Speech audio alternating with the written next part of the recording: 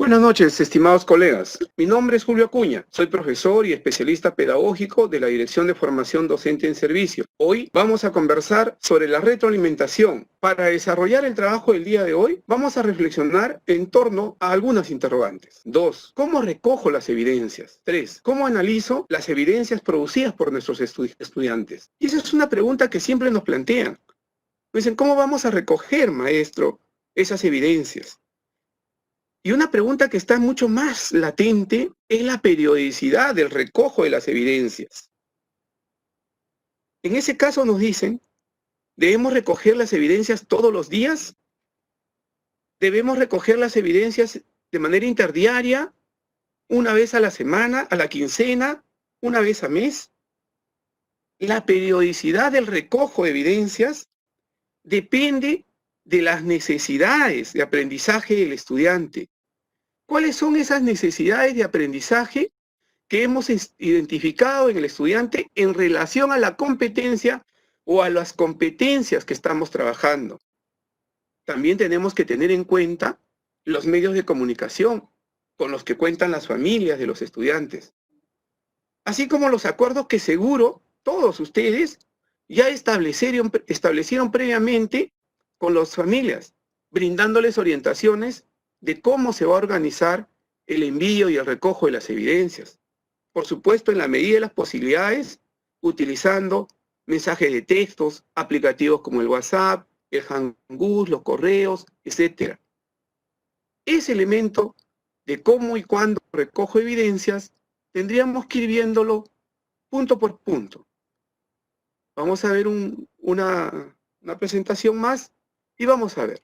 Les decía yo entonces que un primer elemento para identificar esa periodicidad en el recojo de evidencias tiene que ver con las necesidades de aprendizaje del estudiante en relación a la competencia o competencias que está trabajando. Un segundo elemento son los medios de comunicación con los que cuentan las familias de los estudiantes, los acuerdos que se han establecido previamente y las orientaciones que ustedes brindan a las familias para organizar el envío de esas evidencias. No se olviden que nuestro rol como mediador, como experto, como facilitador del aprendizaje, se da en esa relación, no solo con la familia, sino también en la relación que vamos construyendo hacia el estudiante. Un tercer punto tiene que ver con la dosificación, que depende de hecho del proceso de aprendizaje y avances del estudiante.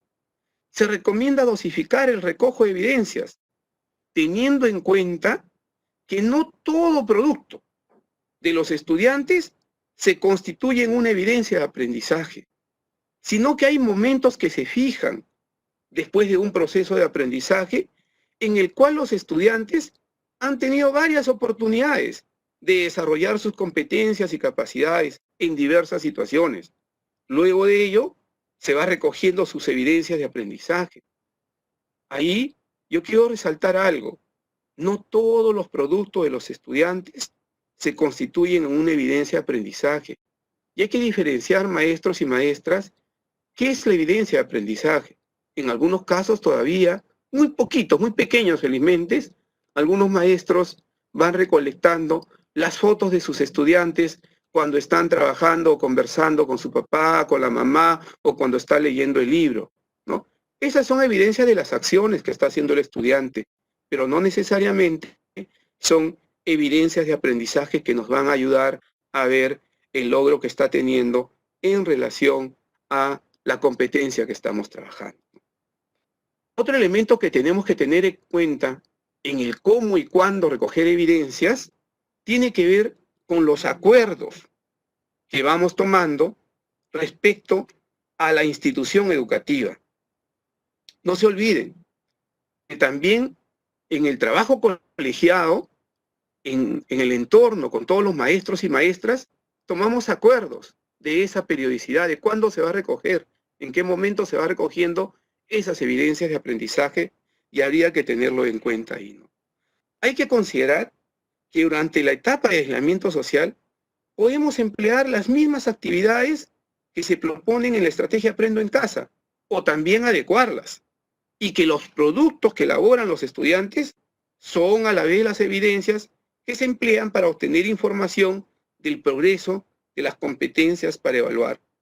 Tengamos en cuenta como criterio que cuando adecuamos o hacemos modificaciones en el reto, las actividades y evidencias de la estrategia, lo que no implica es aumentar actividades. Recordemos que la educación a distancia es diferente a la presencial. Realizar las actividades para nosotros y para los estudiantes demanda de mayor tiempo por el uso de los medios y la disminución de cantidad de interacciones. Entonces, para el recojo de las evidencias, es importante que estas decisiones se tomen primero pensando en las necesidades y características de aprendizaje y de las competencias de los estudiantes. Ese es un elemento vital que tenemos que tener en cuenta. ¿Cómo es que los estudiantes están avanzando en el desarrollo de la competencia? Un segundo aspecto está en relación al acuerdo, eso ya lo dijimos, que han tenido ustedes con las familias de los estudiantes para recoger y para enviar esas evidencias. Y lo tercero tiene que ser el acuerdo tomado de manera colegiada a nivel de la institución educativa. Es muy importante también hacer hincapié a las familias con respecto al portafolio que el estudiante está organizando con sus evidencias, como resultado del desarrollo de las actividades. El portafolio se constituye en un organizador que porta las evidencias del progreso de las competencias. Y estos productos se encuentran ordenados por fechas, con sus datos personales. Pero es importante también señalar que el portafolio no tiene que ser un folder. Puede ser un sobre grande, elaborado por los niños con su familia, una bolsa de papel con etiqueta. Puede ser también un espacio virtual.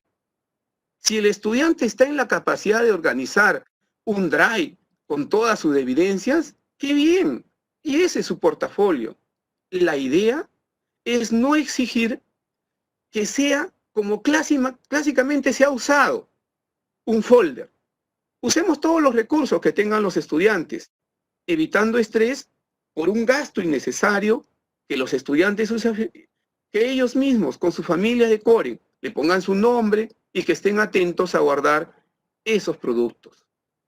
Muy bien, hemos visto entonces aspectos respecto al recojo de las evidencias, la periodicidad, el hecho de los acuerdos comunes con la familia, tener en cuenta los avances que tiene el estudiante respecto a la competencia, también los acuerdos del trabajo colegiado en la institución educativa.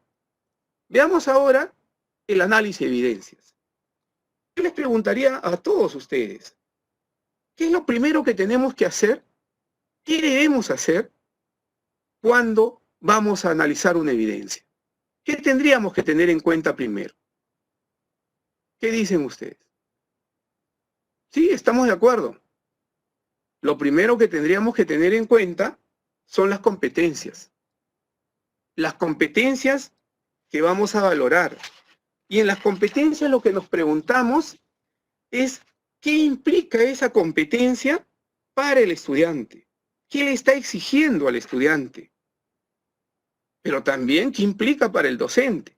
Porque el docente es el que va a la retroalimentación en el marco de esa competencia. Pueden encontrar ustedes en cada una de las actividades, sesiones que se van trabajando, estas competencias en la guía docente para la programación semanal. Un segundo aspecto viene a ser el producto de los estudiantes y los criterios de evaluación.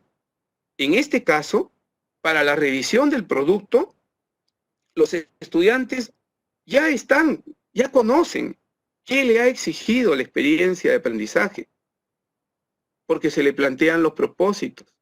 Y ustedes también tienen que tener en cuenta esos elementos que son claves para ellos. Un tercer paso es describir el progreso. Y para eso nos ayudamos de los estándares de aprendizaje. El estudiante, pues entonces, tiene que describir poco a poco, con ayuda de ustedes, lograr ver cómo está progresando, de qué manera progresa. Y ustedes tienen que ayudarse de los estándares de aprendizaje.